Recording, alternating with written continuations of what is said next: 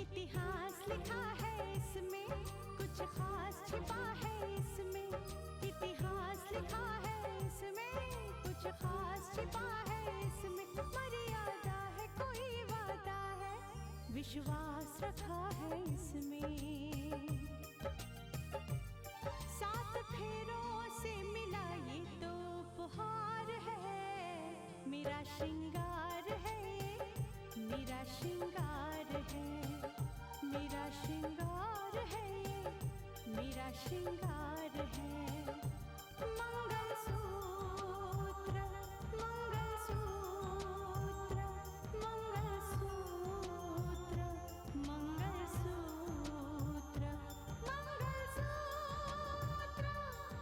मंगलसूत्र, मंगलसूत्र,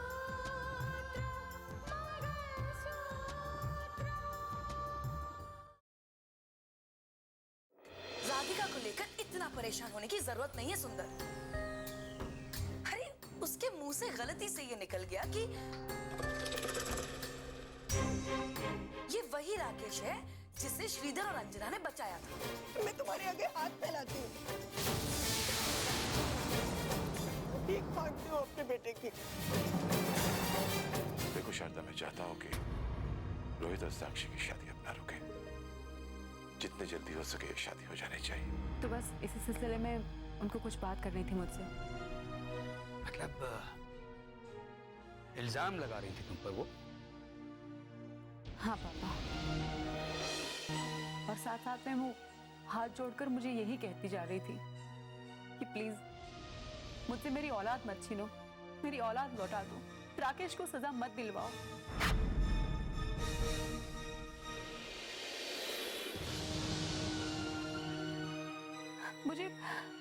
मुझे समझ में नहीं आता है कि मैं क्या करूं।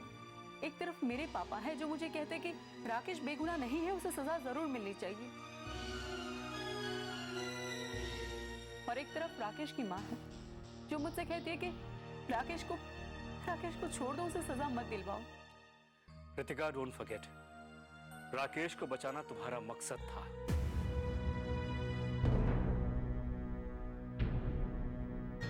उसे सिर्फ इसलिए गिरफ्तार किया गया है क्योंकि वो एक सजा याफ्ता मुजरिम है।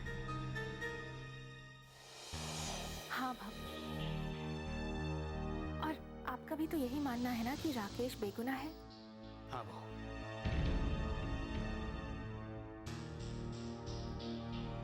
हो सके तो बचाने की कोशिश करो राकेश को। एक माँ को उसका बेटा मिल जाएगा और तुम्हारा प्रण भी पूरा हो जाएगा। वैसे मानस भी राकेश से मिलकर आया है। यार रितिका, उसके दिल में जो गलतफहमी थी, जो नफरत थी, वो अब मिट चुकी है। हमें उसे बचाना ही होगा। रितिका,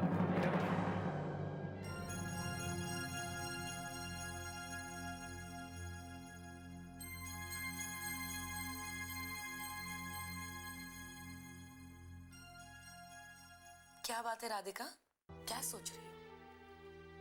दीदी, वो मैंने जब से राकेश के बारे में बताया है तब से हर आदमी मुझसे सिर्फ राकेश के बारे में ही जानना चाहता है। हाँ मुझे मालूम है, दीदी और रोहित ने भी तुम्हें पूछने की कोशिश की होगी ना? हाँ दीदी, लेकिन मैंने कह दिया कि मुझे कुछ नहीं मालूम। लेकिन दीदी, मेरी समझ में नहीं आ रहा कि वो लोग राकेश के बारे में जानना चाहते हैं और आपने मुझे खामोश रहने को कहा है। आखिर बात क्या है दीदी? क्या बात है वो तुम्हें अब समझ में नहीं आएगा। तुम्हें मुझ पर भरोसा है ना?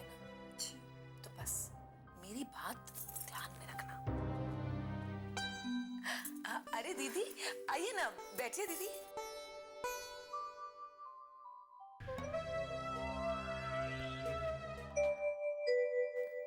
क्या हो रहा है?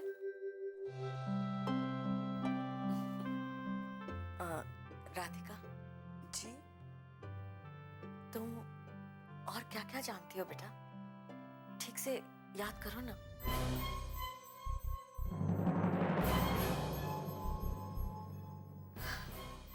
राकेश के बारे में अगर कुछ भी याद आता है तो दरअसल मैं ये जानना चाहती थी कि राकेश श्रीधर जी के घर पर कितने दिन रहा?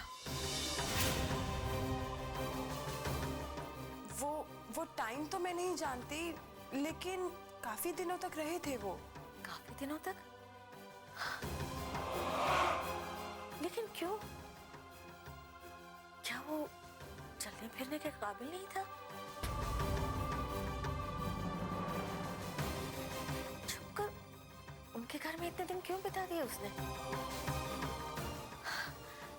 हकीकत में तो होश में आते ही उसे अपने घर वालों का या रितिका का कांटेक्ट करना चाहिए ना? वो सब तो मैं कुछ नहीं जानती, बस एक दो बार मिली थी। और वैसे भी मेरा कोई मतलब नहीं बनता था कि मैं उनसे इस बारे में कोई सवाल पूछती। अच्छा ठीक है, तुम लोग बातें करो, मैं चलती हूँ। जी दीदी।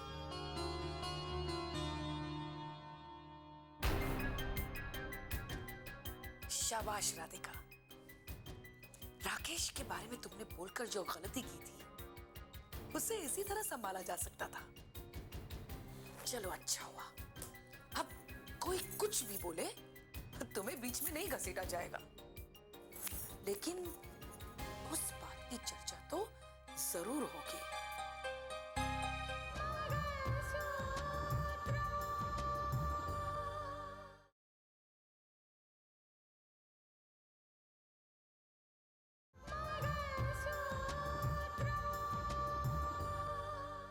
अरे दो बार मैंने राधिका से पूछा, लेकिन इससे ज्यादा वो कुछ भी नहीं जानती। वो नहीं जानती कि राकेश कहाँ है। माँ, राधिका राकेश के बारे में ज्यादा नहीं जानती, लेकिन उसने इतना तो बताया है ना कि श्रीधर और अंजना ने ही राकेश की जान बचाई थी। रोहित, ये क्या कह रहा है तुम? हाँ पापा। दरअसल राकेश को बचाने वाले श्रीधर जी और उनकी पत्नी अंजना ही थे। और उस वक्त मैं आपको यही बात बताने वाली थी, लेकिन आपने मेरी बात सुनी ही नहीं। दरअसल अर्जुन के बारे में तो उन्होंने यही कहा था कि उनका दूर का रिश्तेदार है। और राधिका तो राकेश के बारे में बात कर रही, कुछ समझ में नहीं आ रहा। हाँ तुम ठीक कह रही हो। अर्जुन हो भी कैसे सकता है, क्योंकि एक्सीडेंट के बाद अर्जुन का चेहरा तो बदल गया था। अब पुलिस ने राकेश को गिरफ्तार किया है। पापा, अगर उन लोगों ने राकेश को बचाया था तो राकेश उनके पास कब तक रहा होगा? और श्रीधर अंजना जी ने राकेश के बारे में हमें क्यों नहीं बताया? उन्हें नहीं पता होगा कि राकेश का रिश्ता हमारे घर से है। नहीं, अंजना जी जब घर आई थी तब उन्होंने राकेश की तस्वीर देखी थी और मैंने राकेश का परिचय भी दिया था, लेकिन फिर भी वो कुछ नहीं बोली थी। इसके पीछे कोई वजह तो होगी पापा। मुझे तो सिर्फ एक ही वजह नजर आती है कि उन्हें पता लग गया होगा कि जिस राकेश को उन्होंने बचाया है वो कानून का मुजरिम है और उसे फांसी की सजा किसी और ने नहीं, मैंने ही सुनाई थी। डर गए होंगे वो लोग कि उन्होंने एक मुजरिम को पनाह दी। शायद इसीलिए उन्होंने राकेश के बारे में तुम लोगों को कुछ नहीं बताया। हो सकता है कि आपकी बात सही हो, लेकिन आपको एक बार श्रीधर जी से बात कर लेनी चाहिए। हाँ, उनसे बात तो करनी चाहिए, लेकिन उनका नंबर मेरे पास नहीं है। मैं शिवराम जी से बात करता हूँ, उनसे कहता हूँ कि वो श्रीधर जी से बात करवा दें।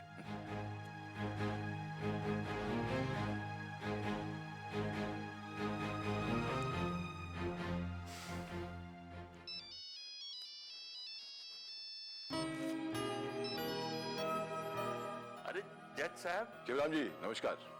नमस्ते। शिवराम जी, एक जरूरी काम के लिए मैंने आपको फोन किया था। आप गांव में ही है ना? जी बताइए, क्या बात है? जी मैं श्रीधर जी से बात करना चाहता हूँ, आप मेरी बात उनसे करवा देंगे? हाँ हाँ, काहे नहीं जज साहब, मैं अभी जा रहा हूँ श्रीधर के घर, वहां से आपको फोन करूंगा, फिर आप बात कर लीजिएगा उनसे आराम से। जी जी जी, थैंक यू, नमस्कार। मानस,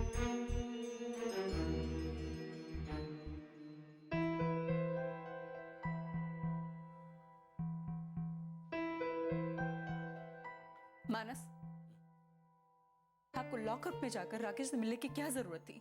जरूरत थी रितिका, जरूरत थी।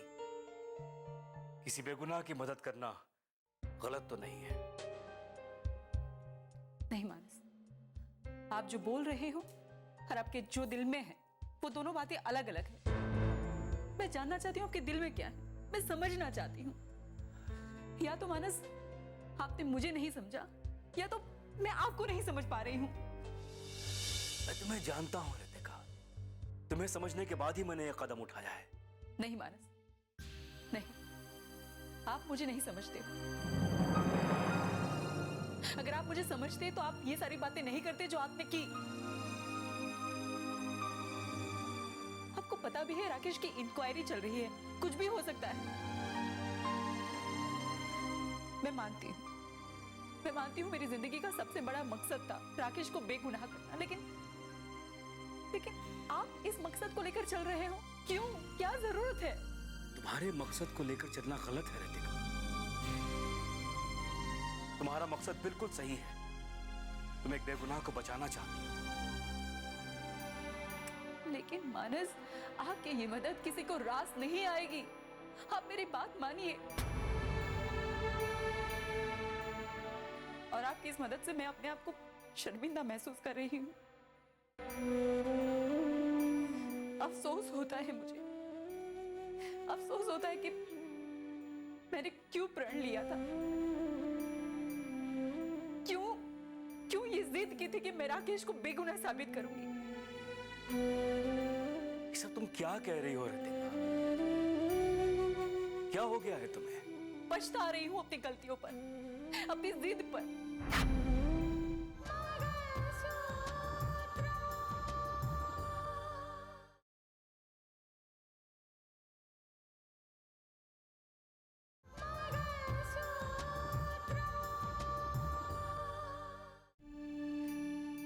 मानस,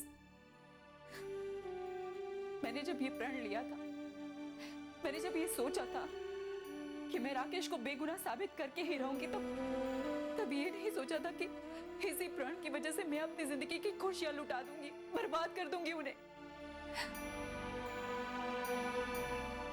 मैं सोच भी नहीं सकती कि इस बात की वजह से, एक छोटी सी बात की वजह से मैं आपका विश्वास खो दूंगी। क्या करूं? रितिका, ऐसा कभी नहीं सोचना, समझी?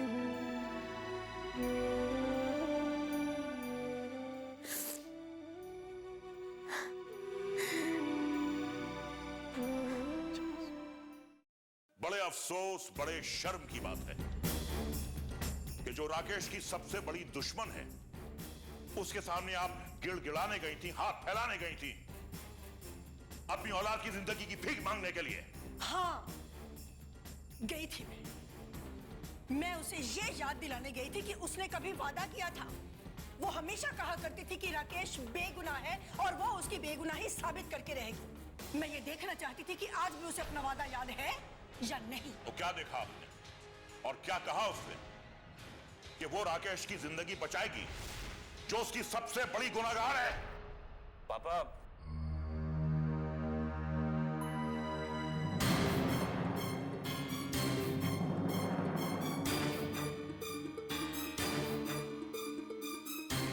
मामा जी की एक बात माँ को भी अच्छी लगी और मुझे भी अच्छी लगी कि दुश्मन को दुश्मनी के लिए उकसाना अच्छी बात नहीं होती। और आज रितिका के हाथ में पावर है, वो अपने पावर का इस्तेमाल करके कुछ भी कर सकती है। मैं नहीं डरता उसकी ताकत से, उसकी पावर से। बात डरने की नहीं है पापा, बात सिर्फ एक है कि हम लोग किसी भी तरीके से राकेश भैया को बचा सकते हैं। और अगर उसके लिए दुश्मनी करनी पड़े तो भी ठीक है, और दुश्मन को दोस्त बनाना पड़े तो भी ठीक है।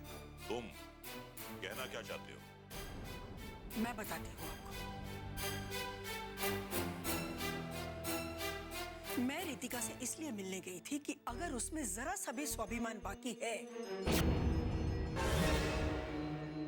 तो पुरानी बातों को याद दिलाए जाने के बाद कम से कम वो राकेश को सजा दिलाए जाने के मामले में पहल तो नहीं करेगी। हाँ पापा, और मामा जी ने यह भी कहा है कि राकेश भैया को बचाने के लिए हमें ये नीति अपनानी,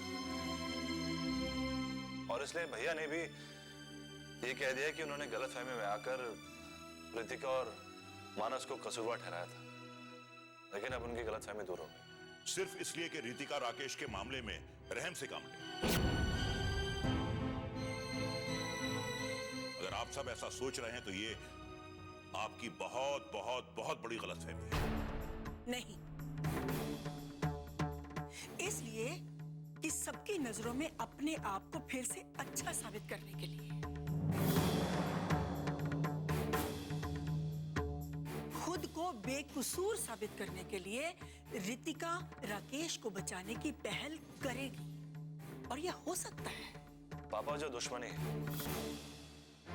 वो तो हमारे दिल में हरदम रहेगी, लेकिन कुछ दिनों के लिए इस दुश्मनी को भुलाकर देखते हैं।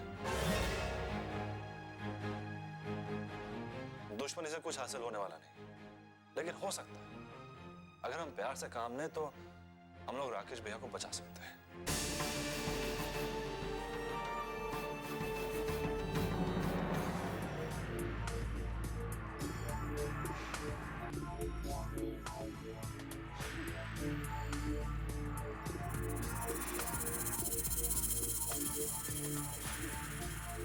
अरे आप और यहाँ क्यों? मैं तुमसे मिलने नहीं आ सकता? अरे आपका यहाँ यूं मुझसे मिलना किसी को भी शक में डाल सकता है। किस शक की बात कर रहे हो भांजे? हाँ? जेल में रहकर बेवकूफों सी बात कर रहे हो? समझ गया। इस वक्त तुम खुद को विपिन समझ के ये बात क्या है ना? लेकिन मैं इस वक्त अपने भांजे राकेश को मिलने आया हूं। अरे राकेश मेरा भांजा है, वो इस वक्त ऐसी हालत में है, तो उससे मिलने, उसकी मदद करने मैं आ नहीं सकता। ये मेरी जिम्मेदारी नहीं, मेरा फर्ज भी है। अरे आप तो बिल्कुल सही कह रहे हैं मामा श्री। मैं हमेशा ही ठीक बोलता हूँ भांजे।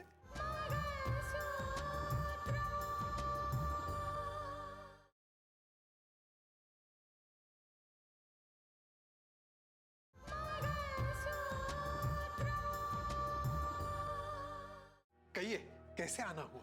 बस वो खेल जिसे हम बहुत आराम से शुरू करने वाले थे ना, अनफॉर्चुनेटली हमें जल्दी शुरू करना पड़ा है। बट नॉट टू वरी, आगे वही होगा जो हमने चाहा। दुनिया वही देखेगी जो हम उन्हें दिखाएंगे। लेकिन हाँ, जेल में इस वक्त तुम्हारी गिरफ्तारी को लेकर हमें ज्यादा परेशान होने की जरूरत नहीं है। पर एक बात है मामा श्री, अब इस खेल को खेलने में बहुत मजा आ रहा है। ये सोचकर बहुत अच्छा लग रहा है कि जो लोग इतनी दूर का सोचते हैं ना, उन्हें हम कितनी आसानी से बेवकूफ बना रहे हैं।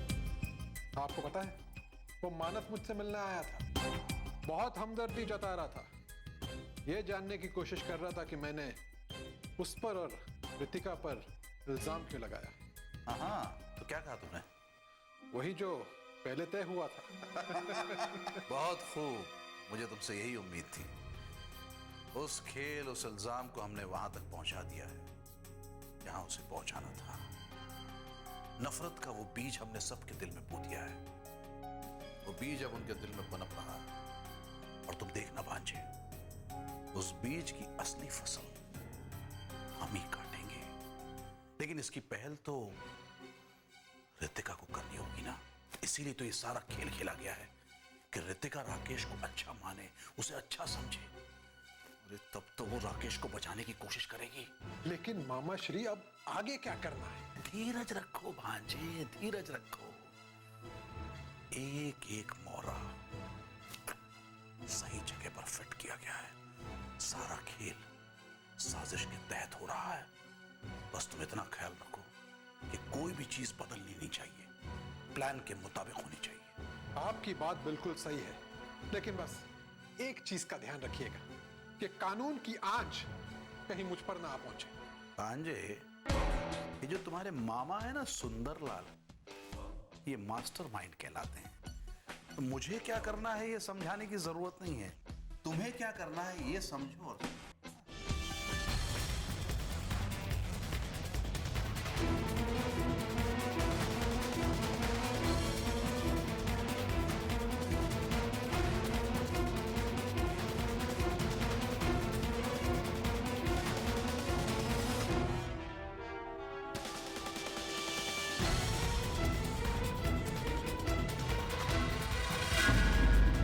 अब ये सारी बातें तो श्रीधर जी बता सकते हैं कि राकेश उनके घर में कब तक रहा और फिर वहां से जाने के बाद कहां चला गया। लेकिन सोचने वाली बात तो ये है कि क्या राकेश ने कभी भी कुछ भी नहीं बताया उन्हें अपने बारे में? और जब श्रीधर जी की पत्नी यहाँ आई थी तब भी राकेश की तस्वीर देखकर उन्होंने कुछ भी नहीं कहा।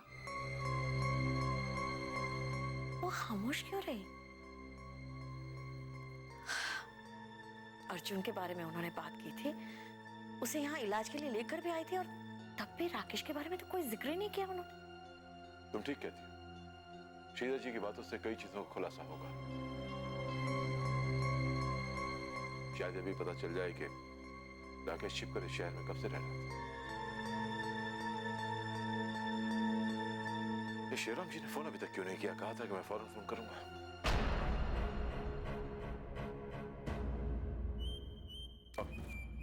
शिवराम जी को।